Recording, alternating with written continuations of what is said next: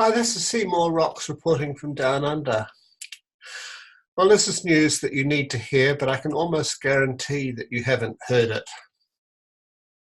The New York Fed is providing $70 billion a day to banks to keep them afloat.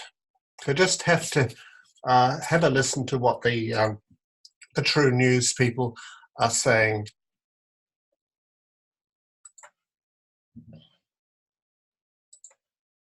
Something I've learned over 20 years of hosting True News is that the most important news story is the one that is not dominating the headlines of newspapers and TV news networks. Today's news media obsession is whether President Trump asked the government of Ukraine to investigate possible corruption by Hunter Biden, the son of former Vice President Joe Biden. Mr. Biden's possible corruption doesn't upset the news media. They are outraged that President Trump asked Ukraine to investigate it. It's the dominating story on every news channel in America. But is it truly the most important news story today? In my opinion, the big story that all of us should be watching is this short article published by the Wall Street Journal this morning on Friday. It said, the Federal Reserve Bank of New York will offer to add at least $75 billion daily to the financial system through October 10, prolonging its efforts to relieve funding pressure in money markets. In addition to at least $75 billion in overnight loans, the New York Fed said in a news release that it will also offer 3 separate 14-day repo contracts of at least $30 billion each next week. The Wall Street Journal went on to say the Fed will conduct further operations as needed after October 10.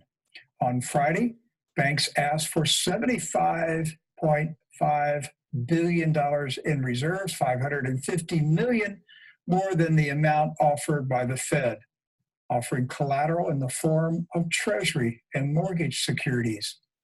The Wall Street Journal's article said the Fed's operation was the 4th time this week it has intervened to calm roiled money markets. Rates on short-term repos briefly spiked to nearly 10% earlier this week as financial firms looked for overnight funding. The actions mark the first time since the financial crisis that the Fed had taken such measures.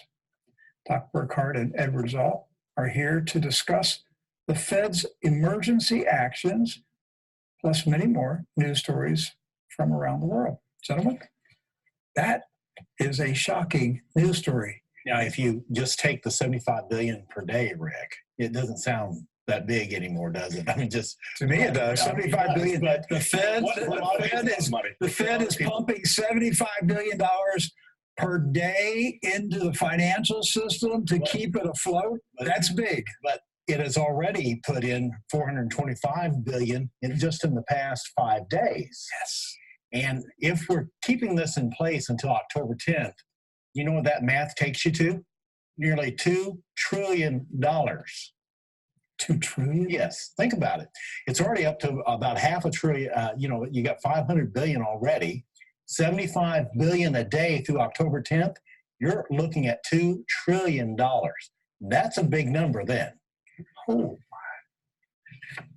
I haven't seen anything like this since the days just before the collapse of Lehman Brothers in 2008.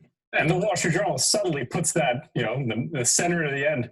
Oh, this reminding us of the last financial crisis. Hello, okay? That's a big deal. Every time our countries look down the barrel of the increasing debt, which we've mounted up through government malfeasance and the foreign wars, and the funny money that we love to keep the economy high on here, we've had major turmoil at home, and even at times talk of martial law being declared. That's right. I saw this story pop up on Wall Street Journal, CNBC, Bloomberg this morning. Right. Then when I went back late this afternoon, prior to coming out here in the studio, I couldn't find the story anymore. I'm talking about the financial news websites. They had removed it from the front page of their websites. Now, if you search for it, it would come up in the search. It wasn't like they deleted the story. You had to actively search. You had to search for it. So if you did not know that that story was on the front page earlier this morning around 11 a.m. Eastern, you would not know that it ever existed. Right. So obviously a message went out from somebody. Play this down. We don't want Get it off the front page. the average person to We don't freak want, out. we don't want people thinking about it all weekend. They might take it seriously. And switch They might do the math and figure out $2 trillion. To help our viewers and listeners get a handle on what's actually going on here, banks sometimes have to borrow money when they're low on cash. Banks, financial institutions, they need it for a short-term loan, right? So when they talk about repo market, they're not talking about repo in people's cars. No, Right? It's a repurchase of a bank is what? Putting securities on the market Right. overnight. Right.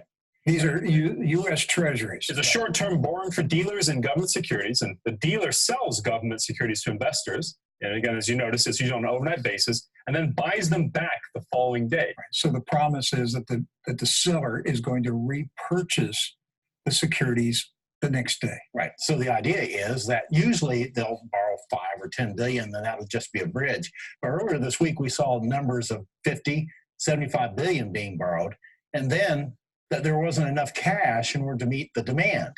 And so then the Fed had to step in and start putting money into the system. For the consumer, this is the way it would work. Let's say that you're maxed out on your credit card, you've got mortgage payment, car payments, doing everything, and you say to yourself, hey, I've got to get some money to buy groceries, right? So you go down a local check cashing place and you write out a check, and you give it to them. They're going to cash it a week later, and they give you cash. They're going to charge fee on top of that. Well, that's the same way it's working, except in this case, the check cashing place has run out of money, doesn't have any cash. And so they have to get it from somewhere. They have to borrow it in order to meet the demand. And so that's what's happening here, except in this case, they're going to the check cashing place every single day. And they're making $500 loans every single day to buy groceries for the kids. So they're finding themselves, the Fed can keep printing money. They're going to print $2 trillion worth of money. They're going to do whatever they can to keep the markets afloat. Yeah, so there we are. I thought you might want to know that. Anyway, I hope you'll listen to the rest of the program from True News. It's very informative, and also read the article which I've taken from CNBC. Okay, this is Seymour Rocks reporting from Down Under.